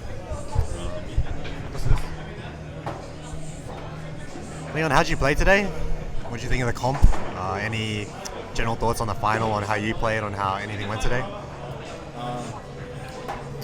UNSW, they're a very, very strong team. Our star players all around. The lowest handicap, I think, for both teams is a 6, which I think already is going to be in top 20 of all of CueSoc. So you've pretty much got the top players of CueSoc playing against each other, and it's going to be tight, which is what the score reflects. In terms of how UCID went, which was projected top seed, there were some games that weren't played well. But that's we just got part of the whole knocked game. out by the team that's playing. Yeah, we got knocked out by the potential winners of Inter-Uni right now. So it's understandable. But it was a fun event. It was great. And I really recommend this event to anyone who's interested in it. It's a great experience. And if you don't qualify, you get free tables, you get practice, you get to play much better players. And that's a good experience that you can get. Okay. So Vivien presented with an easy shot into the side. And look, it's not given. The reason this shot is so awkward is because you have to hit it wide. You don't want to bump into that 11 ball and send it towards the side rail. Good shot. But she's overpaced it a little bit.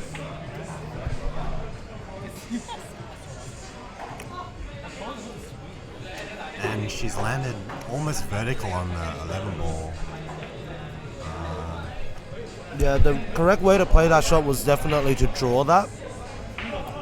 Yeah, she definitely didn't want to be in front of the 11 ball. And 100%. And either that or play it very, very, very slow.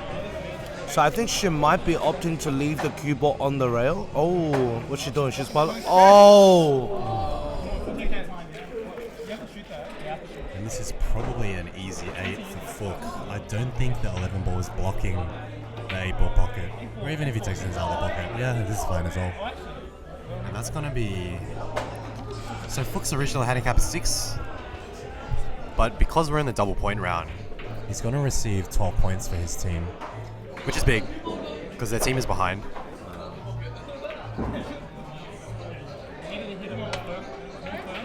Excuse me. Phuc's going to receive 8 points, because Vivien's handicap is 4.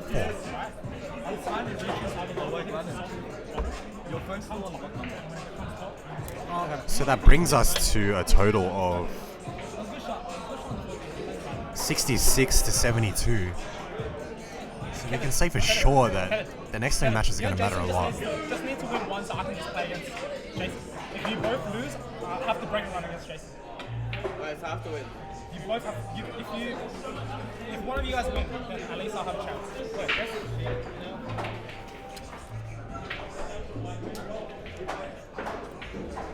But if you both lose, you don't have a chance. It's Jason eating so much of the free food. I want to go eat something. I'm just taking advantage of the 72 It's going to be my dinner. Come on, Navin. Bro, since when did they have this out? Surprise. Bro, I want to try to be harder. What the fuck? I thought it was the fucking hoodie. It's the hoodie. So yeah, our score at the moment 72 to 66. Actually, you and Kenneph's game. Which matters is. Yes, Jason. We'll see Jason gets an excellent lag. I'm done. Jason, can I have the sheet? Right. It's like really, really close. I'm so tired.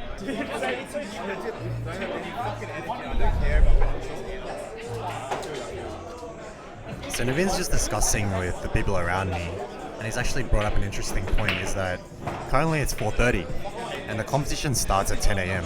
So on top of the factors of skill and, you know, rolling and luck, roll of the balls and such, fatigue is going to be another big factor that plays into how you play in the finals right now. Navin was just saying that he's actually really tired because he's been playing non-stop since 10 a.m, which is fair enough, right? So I think that's definitely a consideration to keep in mind. When you're watching these players, look, if there's a high pressure shot or if there's a long pot that needs to be taken on, fatigue is going to be a factor when players take on those shots. As I said before, Jason has a strong break. Definitely potential for a break and run here. He loves popping the ball. Particularly fond of the way he can park it right in the middle. If he gets the right pop, he can park it right in the middle of the table. Has a lot of chances to take any ball that he wants. He'll be bridging off the rail again, I believe.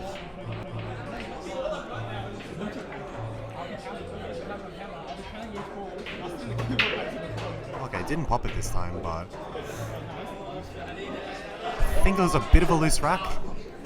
Once again, you've got this cluster forming towards the foot spot where the rack originally was.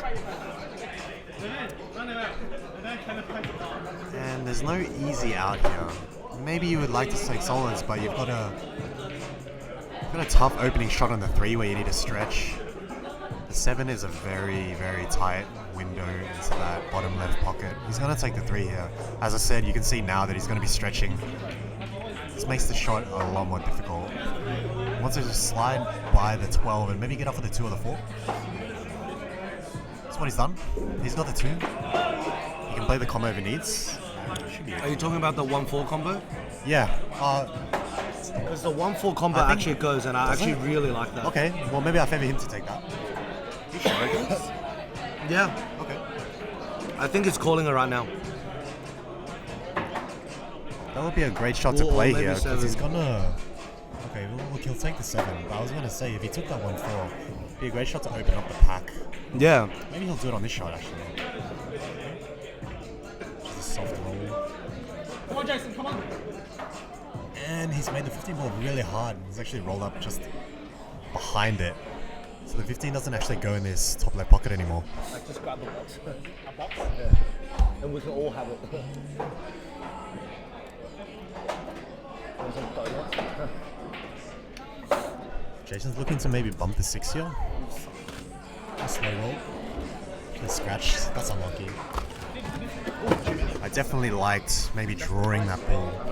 Either breaking out the 7 or maybe bumping into the 6 position. And I think given ball in hand, there's an opportunity for Navin to either take that 7 ball or maybe even break out the pack. Or maybe he wants the 7-6 and maybe get a nice angle on the 5 so that he can run into that pack. Yeah, really sticky situation here, especially just with the break. The balls are all very, very, very tied up.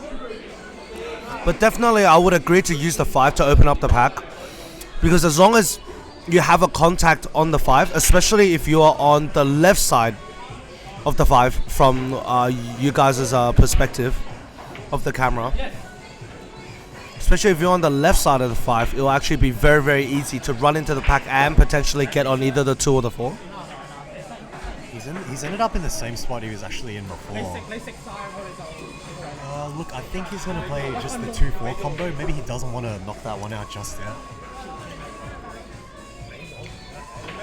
He needs to hit this with very soft pace, I think. He doesn't want that 2 to leak out. Otherwise, he's not going to be left with a shot. Especially since he's queuing over the strike. Unless the 4 goes. I low-key feel like the 4 goes. As in the 2 passes the 4, you think? No, as in he can pull it like this. Okay, you know what? We should just reposition the table because we can't see any of these angles properly. Yeah. But look, nice shot. Nice shot. Has a nice angle to come maybe once off the rail, pound into the pack here. I think Navin's just considering whether he wants to do that. There's a lot of risk in that. So he'll definitely open up all the strike balls, and if he misses, it'll be an easy cleanup for Jason. I think that's what he played, but Come on, Jason, come on. he might have put a little bit too much topspin on that. And it just carried over to the right side and just scratched into that angle. Look, what can you do, right? Definitely, I would have preferred the stun. I think, like I said, he just got too much top on that and ran towards the middle of the table. So now the ball is in Jason's park. It's going to be his job to find out what he wants to do with this rack. It's just that 8-1, 13, or 11, 8-1, 11, 10 clustering. I think the 10 will go past this 8 ball. Barely. Barely? Barely. Maybe a quarter of a pocket there. No, he has like 2/3 of a pocket. Okay. On the right side.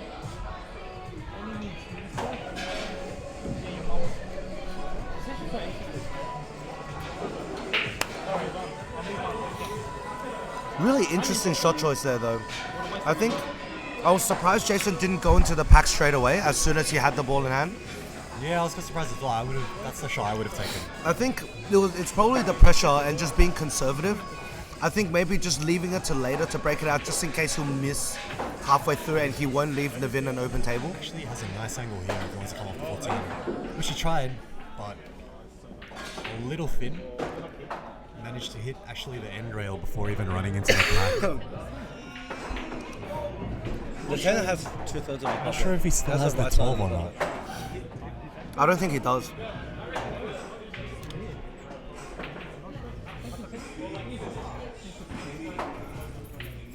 Good shot. He decided to bring that ball in, and he's still very straight on this 12. At the moment, unless he wants to take the 10, which, like we said before, it's only about 2/3 of a pocket.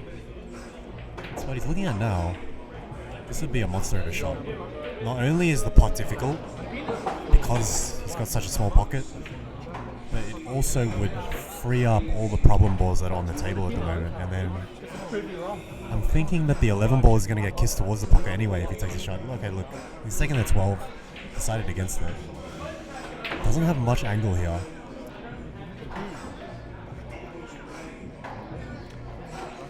I think he tried to come at it again, but much like Navin's shot, the natural angle wasn't exactly there. Both players trying to force into that pack. I think Navin actually has a great shot now. If he wants to cut that 5 in, or he's going to take the 6 in the middle. I think both players are being super conservative. Yeah, definitely. They have not taken their Any aggressive shots. Shot to break out that pack. You'll notice that the 8, 10, 11 has just been sitting there since the beginning of the rack. Has not been touched whatsoever.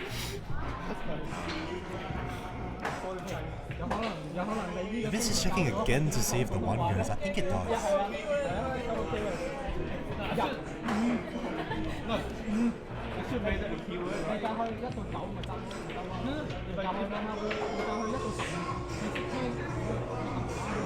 There's definitely a thin cut on the 6. May run into the 12 here.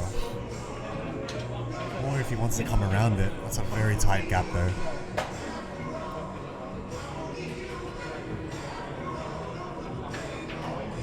A shot, he did manage to come around it. But he's ran a little far. I think he was definitely looking at that window where the 1 ball is on bottom right there. And now look, he's snooking on the 5. He's got to touch the 1. He's got to contact the 1 at some point. Maybe he's looking at just rolling up onto it, sending a ball to the rail and leaving the cue ball right in the pack.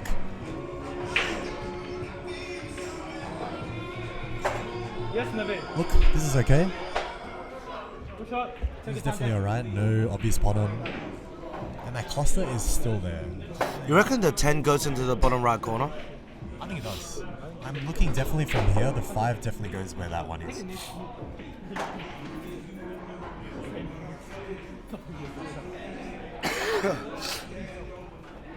Personally, I would try and go for the...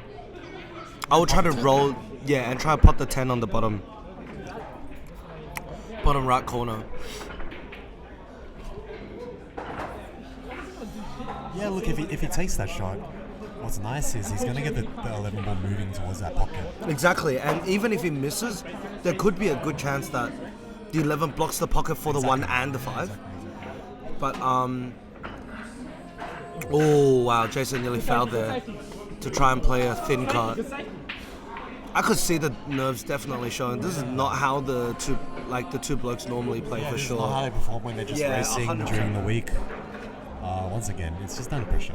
But although it can have an impact on your performance, I think this kind of pressure is good. It's what improves a lot of It is, yeah.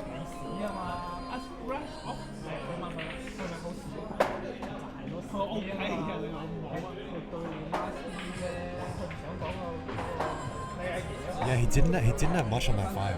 He had about half a pocket there. Had to be precise with that shot. Honestly, first aggressive shot I've seen the whole match. I'm not gonna lie. To really try and open things up. We're going on about 20 minutes with this. Oh, 15 minutes. This match is going on for about 15 minutes now.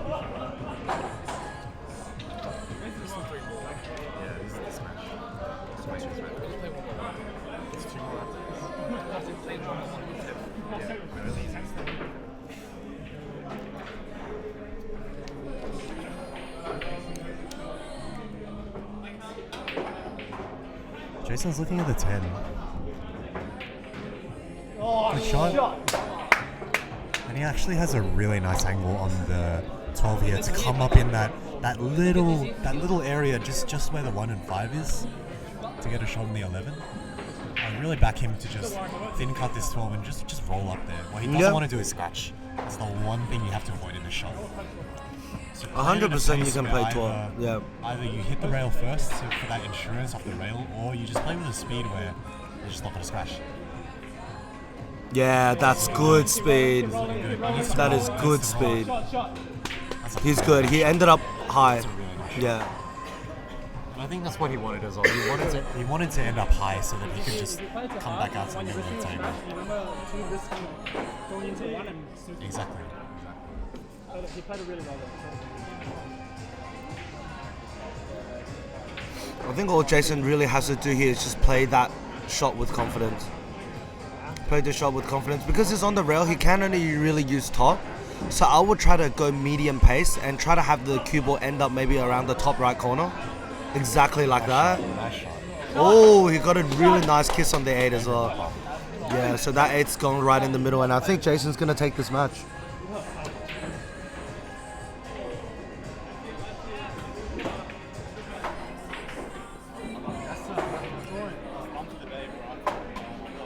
Don't worry about it, it's just a game. Don't worry about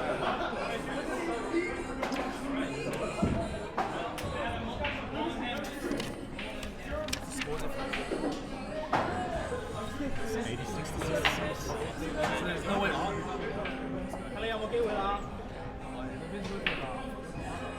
That was such a lucky ball. Is there any way they can come back? Can they come back or not? 66, they need 20 points. They can. Yes, they can. Just Kenneth alone is like... If they just beat Kenneth, then... They beat Kenneth. So UNSW Break is up 86 to 66 right now against UNSW Run. It's either... So if Kevin won, he would need a break at Run. But if Kevin lost, then it would just... Like, they need to win these two. If they win these two, they're guaranteed. But if they win one, they need a break at Run. Oh, really? If you win one, then you break and run another one. This side or that side? No, if Kevin wins, it just comes down to... If Kevin wins, he gets 16. Then it's GG. So if Kevin wins, it's GG. That would be 16. That would be 96. That would be 108. So Kevin wins to GG. Yeah. So we've done some calculations. I believe we're looking at Kevin Wang and Raycole Dai playing. So Raycole is a 16 handicap in double points, and Kevin's also a 16 in points. At the moment, the score is 86 to 66. So we have UNSW Run at 20 points behind. If UNSW Run wants to come within the range of being able to win, they will need this match. They will definitely need this match. Otherwise, I think the gap will be too big for UNSW Run to catch up to UNSW Break. So we'll see how Raycole does.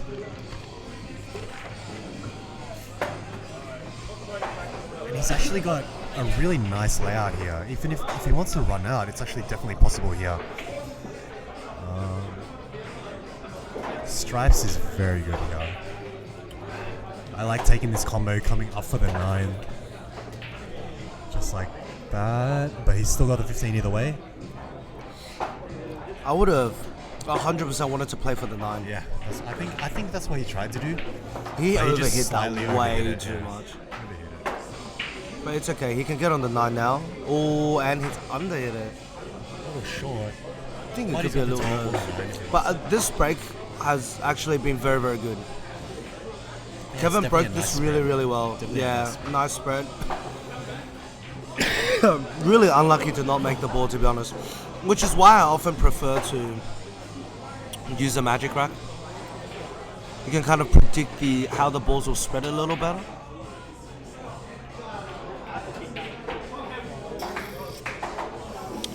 Yeah. I think that 12 ball has just snuck up next to the okay. 7. It's okay. I think it's not too but it's not too bad because as long as it pots this 5, he can end up on the bottom side of the 2 to free up he the can 7. just run into it. Yeah, so this is definitely not a hard problem to solve for Kevin. Yeah. Oh no. He's got That's no not chance good. with the 3. That's alright. The only other one I'm looking at is the 6 ball on the bottom left here, and the way it. Kevin's checking it now to see if it goes. I'm not sure if it actually goes. Kevin Clean. might even choose to I'm not sure if it goes clean. I don't think it goes at all. He could run into it with the 2 here. That wouldn't be a bad idea. Yeah, I think I personally would do that as well. Oh, never mind. I think the 7 is peeping more than we think it is. Oh no, it's not. Never mind. He definitely can't pop that into the top left. Yeah, no. If he got the right side, if he got on the right side for the 2, I think it would have made this run out, this clearance a lot easier for him. But I think he was probably a little careless on the 5 ball earlier this rack. So now he's got to really try and think about how he can solve this whole rack.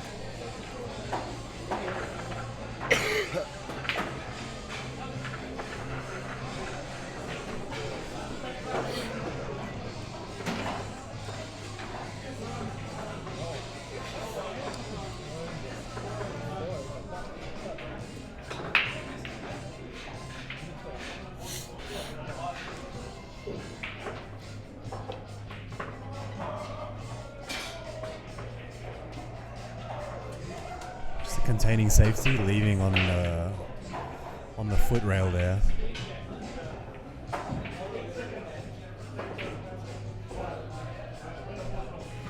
Definitely back Raycole to at least come close to potting this ball, and even if he doesn't, provided he doesn't scratch, he can leave the cue ball maybe behind the 9 or behind the 12-7, just like that, and it actually broke it out. Now Kevin's got a good chance to clean up here. He's still got the 6 to solve though. Yeah, I mean the 7 was one of the major problems, but like you said, 6 is still in an awkward position. But what I do like is that he's got a big angle on this 4. If he wants to go into it with that, or even if you end up on the right side of the table, anywhere on this long rail, you can go into that pack using the 1 ball. And he actually, like I said, he tried to go in with the 4 ball because he had the wide angle. That's right, 100%. And the 6 goes now, but he doesn't have a clear shot on anything else at the moment. You know, I would back Kevin to just jump the 7 ball. Kevin's one of CueSoc's best jumpers, in my opinion, from playing with him. But definitely no easy shot here.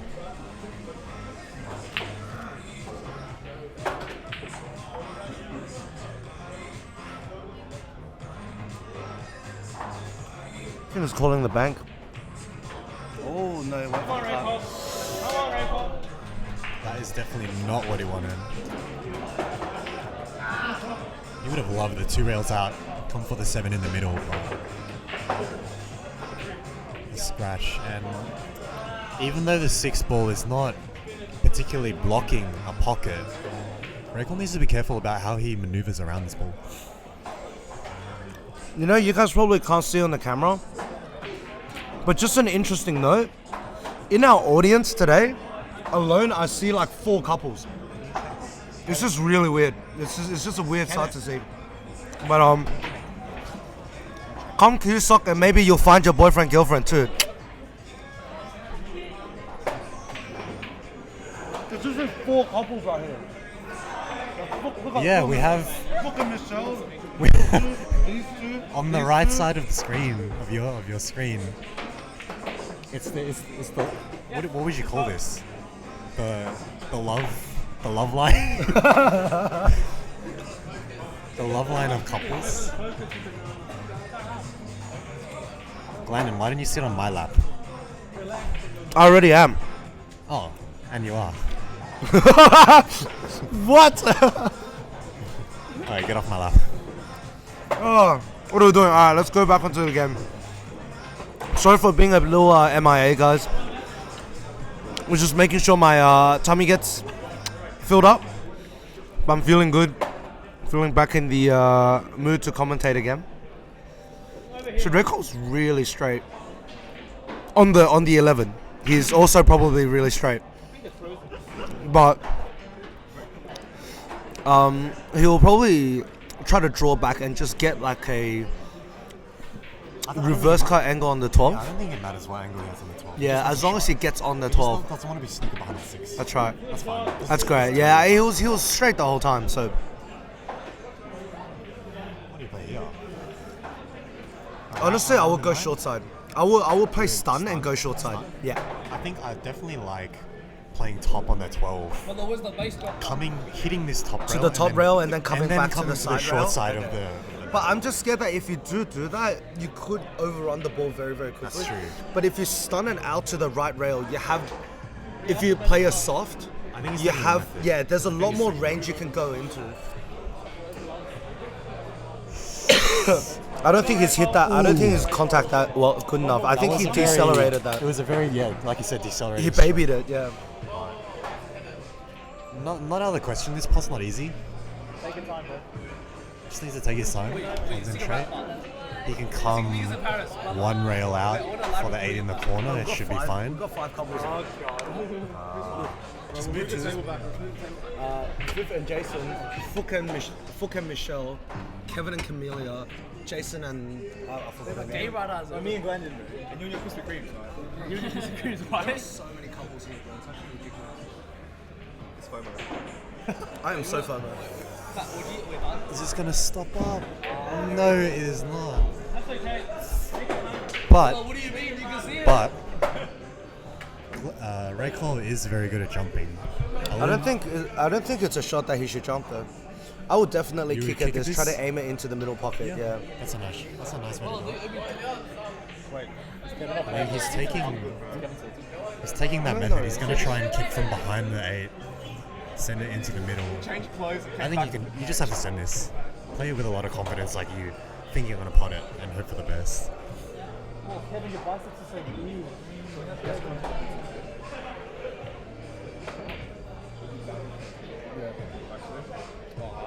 Wall doesn't want him to come there. At least you got a hit. At least you got a hit on him. Thin contact on the 8. But dude, Kevin is very, very favoured to run this out, especially because he's on the right side of the 1. Just come up for the 7. Yeah. I think Come up for the 7 stun.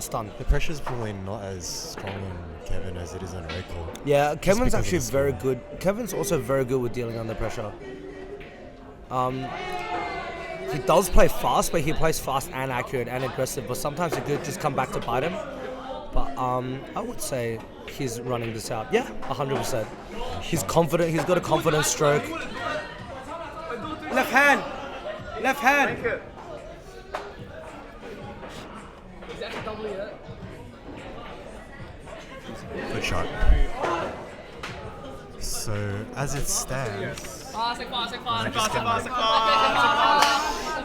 It's not done yet. Really? Oh, really?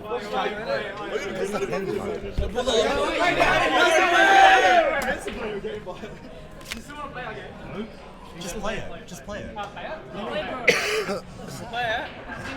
Okay. You don't need to play it. You don't need to play it. Is it possible to come back? Even with the break. Wait, it's 100. 102. 102. 102. Jesus Christ, what is that? Who is this commentator, bro? 66, yeah. Yeah, no, okay, so the final score is now 102 to 66. And I don't think we will be playing the last match. So congratulations to UNSW Break. Mounted a huge comeback as they were the only one out of their first 4 singles, and then after that they practically never looked back. So The calculation. yeah, we'll just get somebody to double check the calculation now. But just for the hell of it, I think Jason and Kenneth will be playing their frame anyway. So If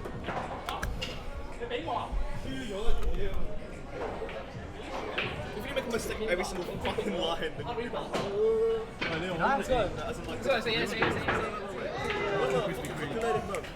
So we're just double checking the score sheet to make sure there's no errors.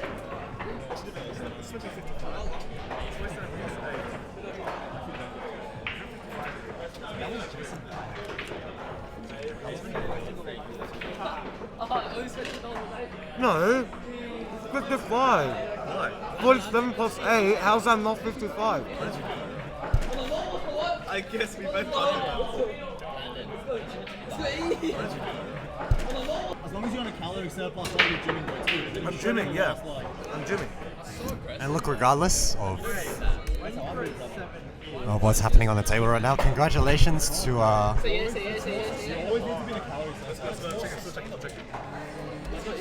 congratulations to Vivien, Jason, Kevin, and Kenneth. As Glanden was saying, they had a big deficit in the beginning of the match, but they managed to pick it up. And like we said, doubles points has the biggest weighting out of any of the rounds of matches, and that definitely showed here.